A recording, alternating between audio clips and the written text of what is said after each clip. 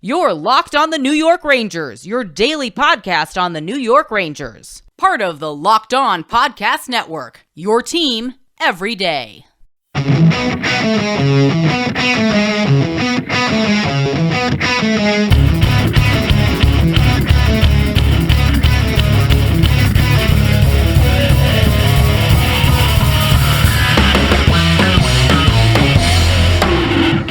Welcome back, Blue Shirts fans, to episode number 660-something of the Locked On New York Rangers podcast. I'm your host, John Chick. Just want to thank you guys, as always, for making Locked On New York Rangers your first listen every day. We are free and available on all platforms, and that song you're hearing right now is, of course, Leave the Lights On from our good friends in Passafire. You can check those guys out anywhere you get your music. And today, going to continue our fun-filled off-season series here where we just basically go right through the roster. I project the 20 players that I think will be dressed on opening night, and we take a look at their season prospects, and we do it by way of a best case and worst case scenario discussion. We're going through, like I said, the entire roster. We've already covered all the forwards. We've already covered the three guys that I will think will be the three left defensemen on opening night. So if you miss any of those episodes, you can certainly go back and catch them. They'll be pretty easy to find. But today, we're going to shift our attention and point the spotlight at the three individuals who I think will start the season as the Rangers' three right defensemen. And what better place to start than with Adam Fox, just one of the absolute most elite defensemen in this league, even at such a young age of 24, won the Norris Trophy when he was just 23. Just absolutely crazy what Adam Fox has been able to accomplish in a short amount of time with the New York Rangers. As far as his contract is concerned, as we all know, he got a big-time payday and a massive contract extension, deservedly so, but he is about to begin year one of a 7-year contract extension worth a total of $66.5 million. It has an annual cap hit of $9.5 million.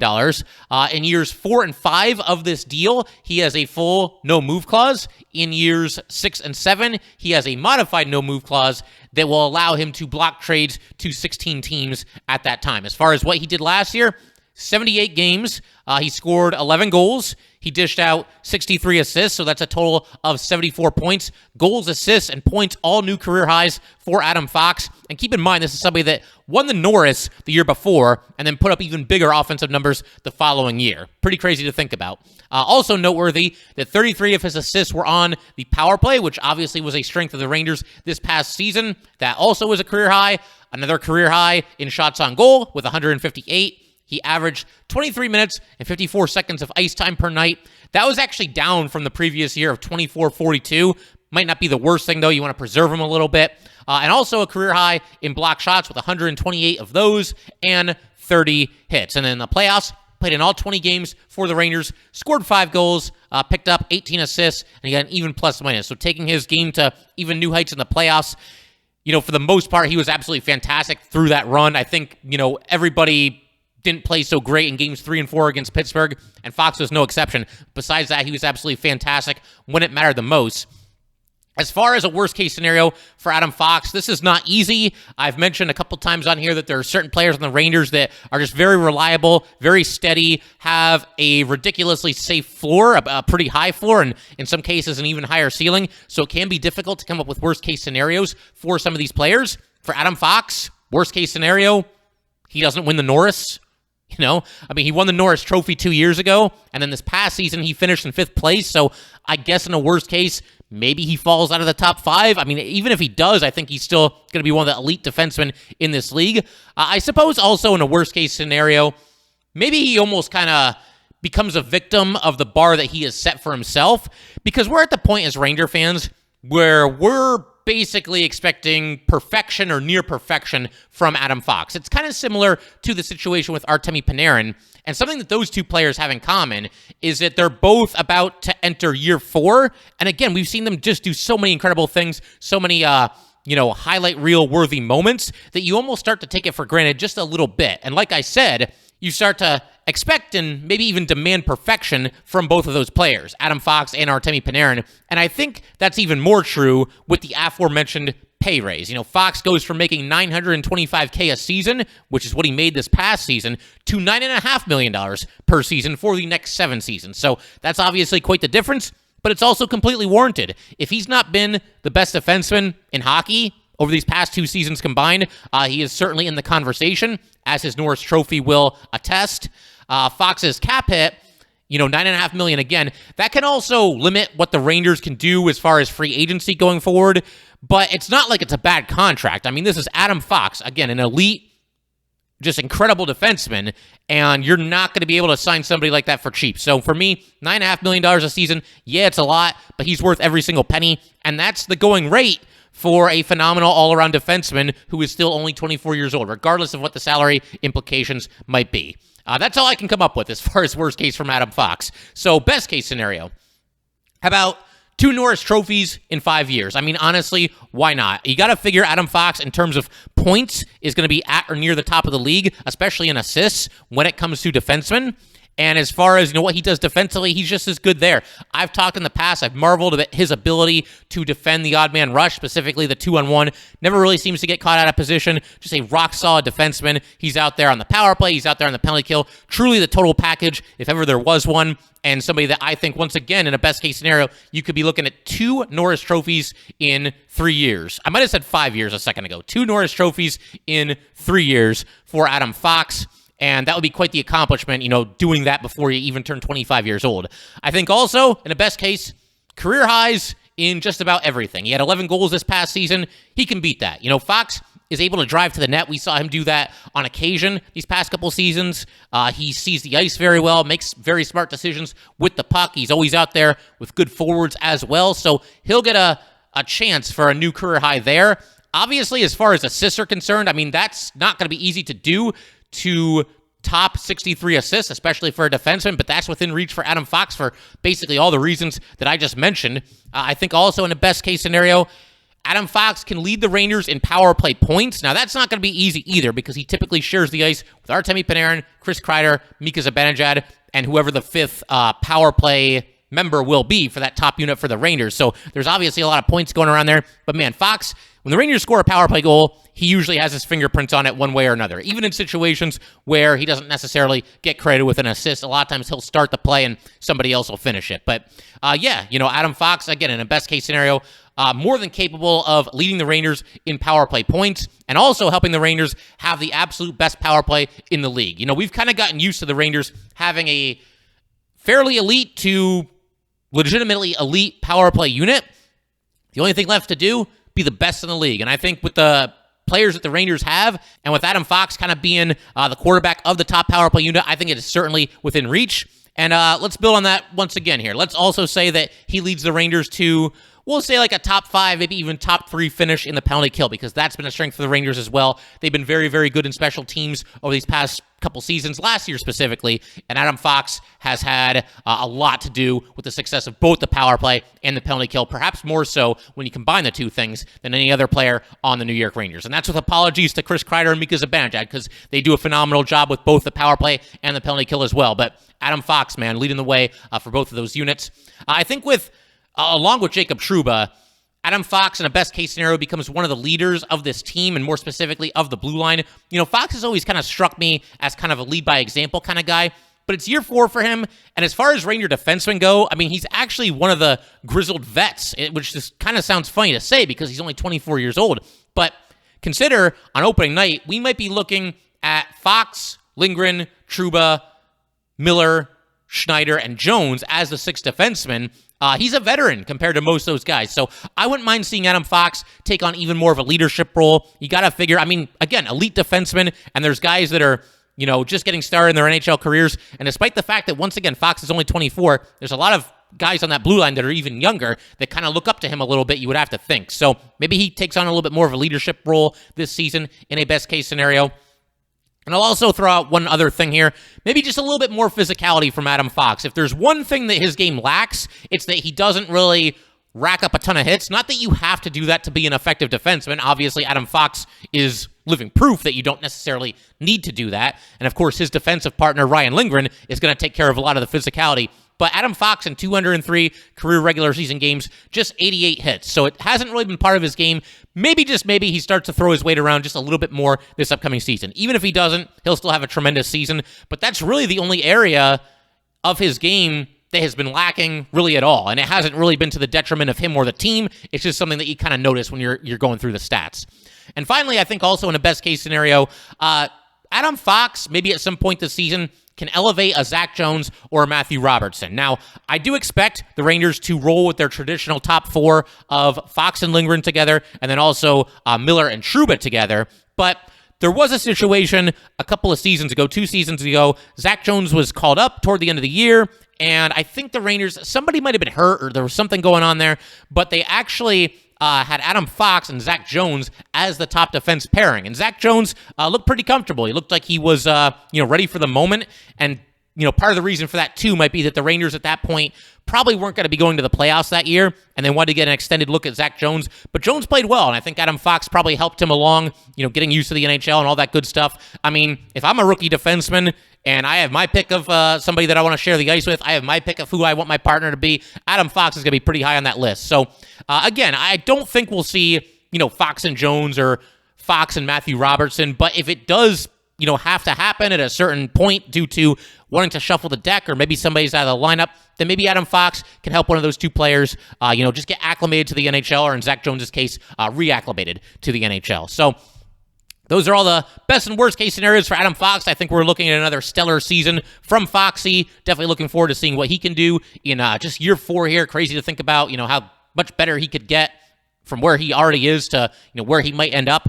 But we're going to keep this thing rolling and talk about Jacob Trouba in just a second. Going to look at all the best and worst case scenarios for Jacob Trouba, fresh off of him being named the New York Ranger captain. And we will get to that in just a second. But first, I just want to let everybody know, today's episode of Locked On New York Rangers is brought to you by BetOnline.net.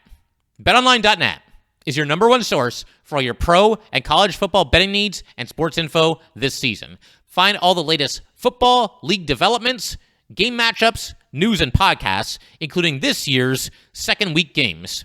BetOnline is also your continued source for all your sporting wagering information, including live betting, esports, and scores. The fastest and easiest way to check in on all your favorite sports and events, including MLB, MMA, boxing, and golf. Head to the website today or use your mobile device to learn more about the trends and action. BetOnline, where the game starts. All right, just want to thank you guys, as always, for making Locked On New York Rangers your first listen every day. We are free and available on all platforms. All right, we'll keep it moving right along here, and we will turn our attention to Jacob Trouba, who I believe will open the season as the right defenseman on the second pairing. Jacob Trouba, now 28 years old, and as far as his contract is concerned, it's pretty hard to believe, but Jacob Trouba is actually entering year 4 of his 7-year contract with the New York Rangers. The deal is for a total of $56 million, and he carries an annual cap hit of $8 million per season.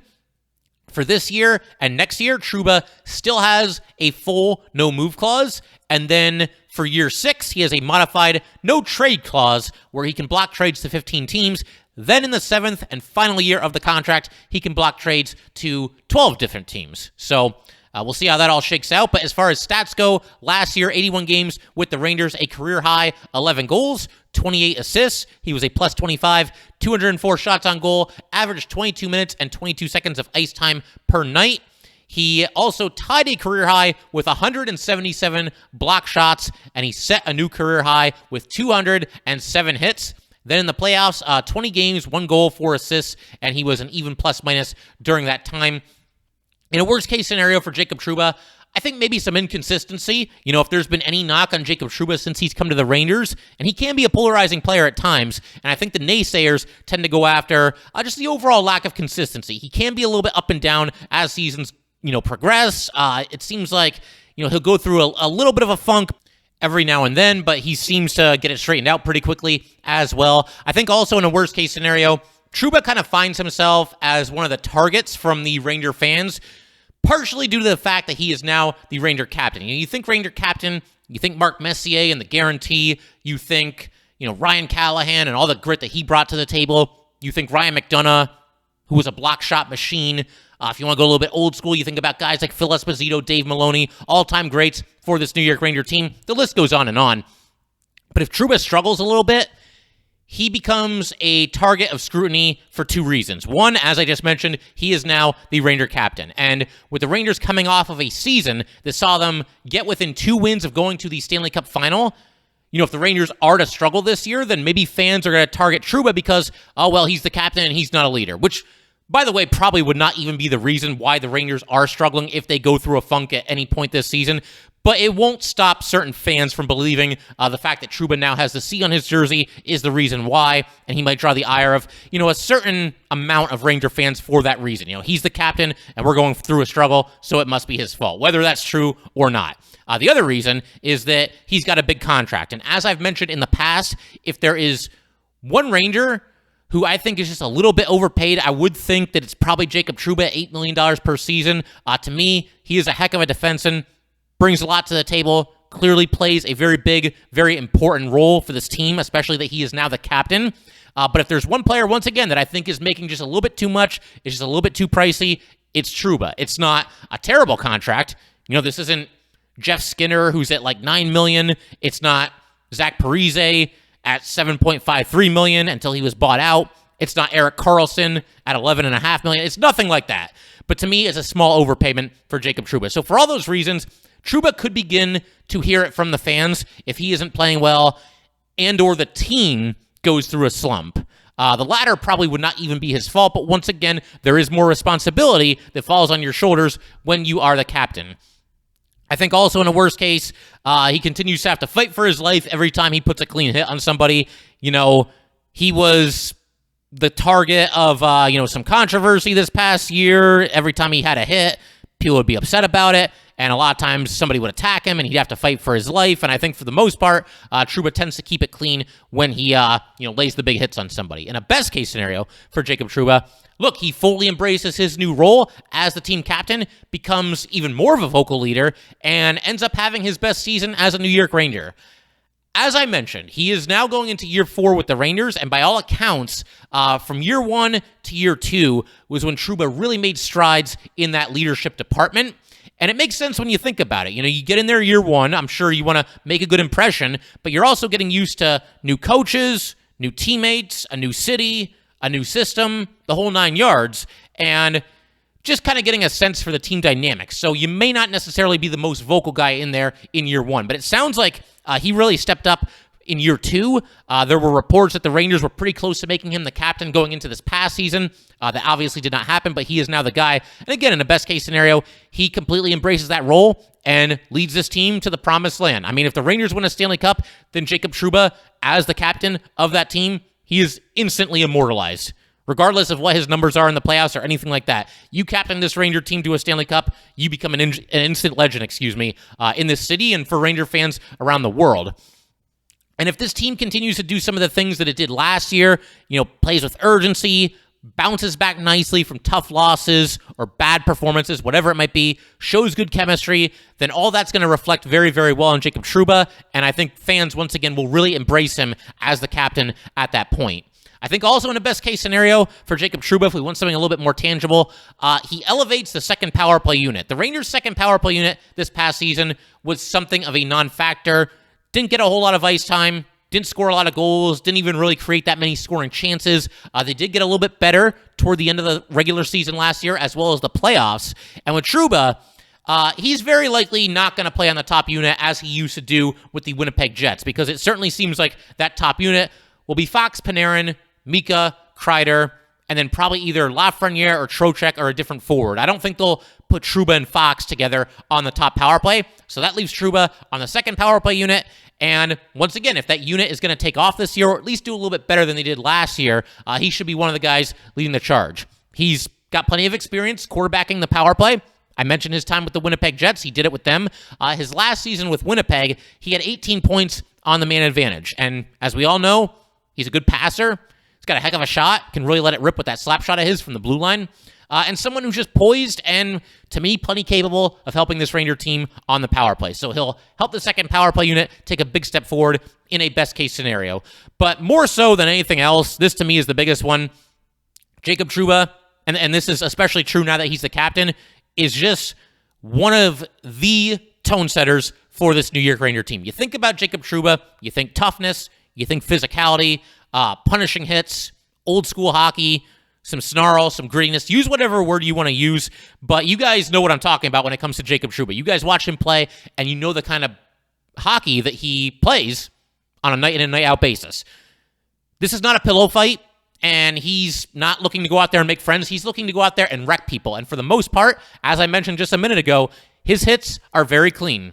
There are times where he does kind of toe the line a little bit, but for the most part, I think he stays on the right side of that line, and he's not gonna cut you a break. If Jacob Trouba has a chance to put his shoulder into your chest and steamroll you, he's going to take that opportunity every single time. So again, in a best case scenario, he's a tone setter, not just as the captain and what he says verbally, but by the way he plays on the ice, and specifically that physical brand of hockey that most of us all know and love when it comes to Jacob Trouba. So we're 2/3 of the way through today's episode.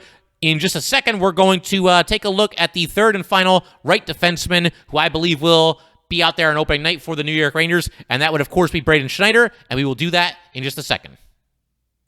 All right, going to go ahead and talk about Braden Schneider in just a second here, but first, there is some breaking news that Tyler Motte, sadly, is no longer a free agent. I mean, I say sadly. I'm happy for Tyler Motte that he found a home here, but, for those of us who might have been clinging to at least some hope that Tyler Motte could be back with the team, it always seemed like kind of a long shot to me, but now we know for a fact that it will not be happening because Tyler Motte has signed a one-year, $1.35 million deal with the Ottawa Senators. I'm going to spend some more time next week talking about this, and if there's anything the Rangers could have done differently as far as bringing him back, but do want to give Tyler Motte his just due next week, and today we'll turn our attention back to Braden Schneider, but I will just say for the time being, that is an absolute steal for the Ottawa Senators, picking up Tyler Motte, again, just 1 year, $1.35 million, and while we're on the subject of next week, the Rangers, Locked On New York Rangers podcast, will be going back to 5 episodes per week for the rest of the season, the playoffs, the whole 9 yards, for a very long time, basically, as will every other Locked On NHL podcast. So definitely looking forward to that.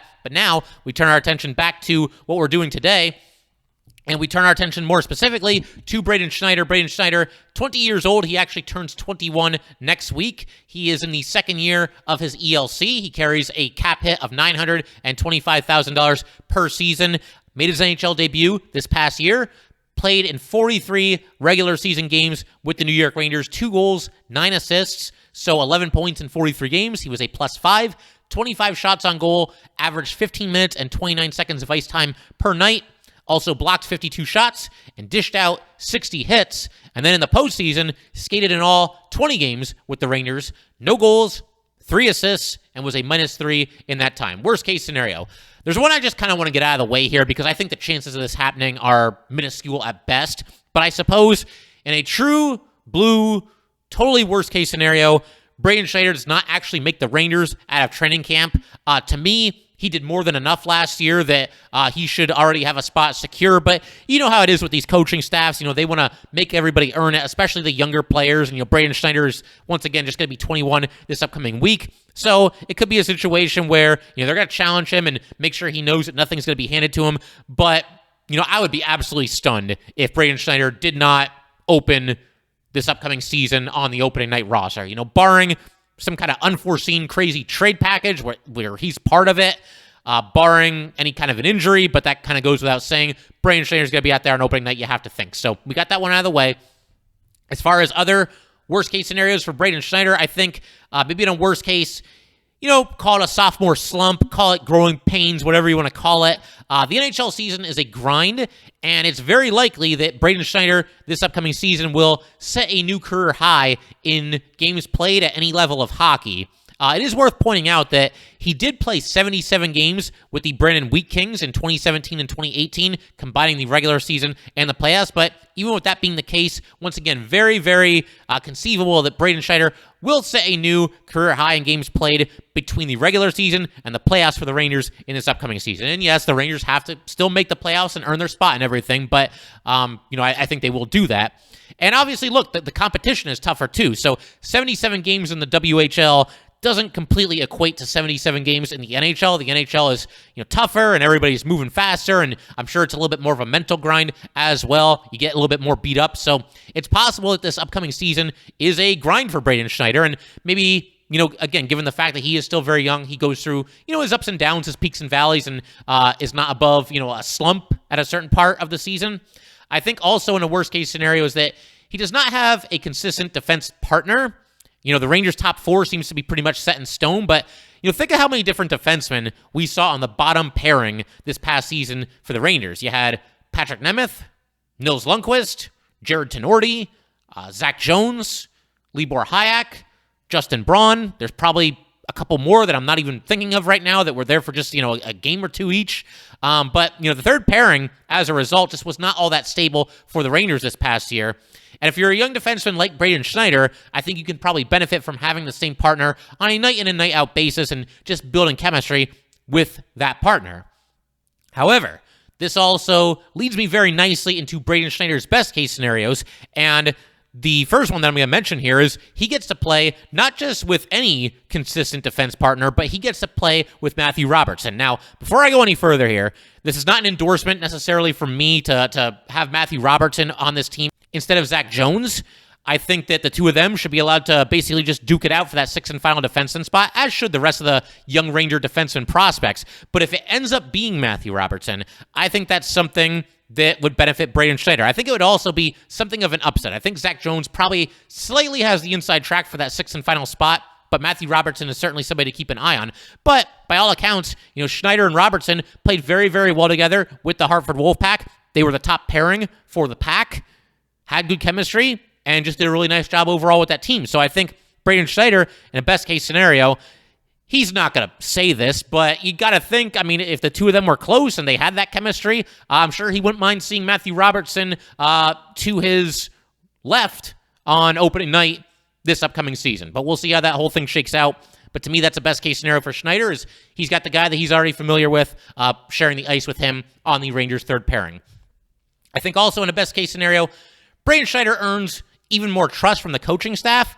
We've talked about this in the past. A lot of NHL coaches, Gerard Gallant included, tend to favor veterans, and the Rangers do lean pretty heavily on the top four defensemen, and it shows when it comes to time on the ice, because Schneider played very well last year, but he did it while averaging just 15 minutes and 29 seconds of ice time. If Schneider and whoever his defense partner turns out to be, if they play well, you could see a little bit more of an even split. I think for sure the third Ranger defense pairing, no matter who it is, will be last as far as time on the ice, but it might creep up a little bit higher than that, and Braden Schneider specifically can earn some more trust from the coaching staff, and as a result, more ice time as well. I think also in the best case scenario, we see Braden Schneider contribute a little bit more offensively. Schneider in 2020-2021 had 5 goals and 22 assists as the captain of the Brandon Wheat Kings of the WHL. The season before that, with the same team, 42 points in 60 games. With the Wolfpack last year, though, no goals and 9 assists in 24 games. And then with the Rangers, just the 11 points in the 43 games, and then 3 assists in 20 playoff games. So not sparkling offensive numbers for Braden Schneider with either the Pack or the Rangers this past year. But given what he did in the WHL, I think a small jump in points could certainly be possible for Braden Schneider, especially in a best-case scenario, which is what we're talking about here. And I think also, in a best-case scenario, we start to see Braden Schneider almost as like a mini Ryan Lindgren. That toughness and the physicality and the hitting, and just somebody that becomes a heart and soul kind of a player for this Ranger team, much in the same way that Ryan Lindgren currently is. I think Braden Schneider is well on his way to being, a Ryan Lindgren type. He already is a Ryan Lindgren type, but I think we see even more similarities between Lindgren and Schneider this upcoming season in a best-case scenario for Braden Schneider. If we start drawing comparisons between Lindgren and Schneider, if we're not doing that already, then that certainly bodes well for Braden Schneider and will probably speak volumes about how well he's been playing, if those comparisons do come to fruition. But I think we can call it there. This is essentially your final reminder for anybody that played in the Locked On New York Rangers Fantasy Hockey League this past season. I got to hear from you by end of day Friday for you to reclaim your spot in the league. Some of you have already done that, and we've already gotten you into the league, and that's great. But if you're hearing this and you played in the fantasy league last year, you got to let me know by end of day Friday, because at that time, it's only fair if I open it up to people that did not play last year, and we've heard back from some of them as well. Definitely send me an email or DM me on Twitter if you are interested, whether you played last year or not. We'll do what we can to get you into the league, and definitely looking forward to that. And after that, once we get everybody all signed up, we'll figure out a draft date as well. And that'll pretty much do it for today, guys. Once again, if you'd like to get in touch with this podcast, please send an email to lockedonnyrangers@gmail.com. Once again, that is lockedonnyrangers@gmail.com. Definitely give us a follow on Twitter as well, at @LO_NY_Rangers. Once again, that is at @LO_NY_Rangers. And definitely make sure to subscribe to the Locked On New York Rangers YouTube channel. Thanks again, guys. I'll see you next time. Thanks for making Locked On New York Rangers your first listen every day. In our next episode, we're going to be talking about what happened during Ranger rookie camp, specifically the 2 scrimmages or 2 games, whatever you want to call them, against the Philadelphia Flyers, which will occur on Friday and Saturday. Now make your second listen Locked On NHL.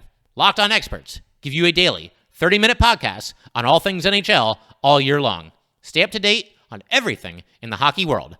Locked On NHL, your daily 30-minute NHL podcast.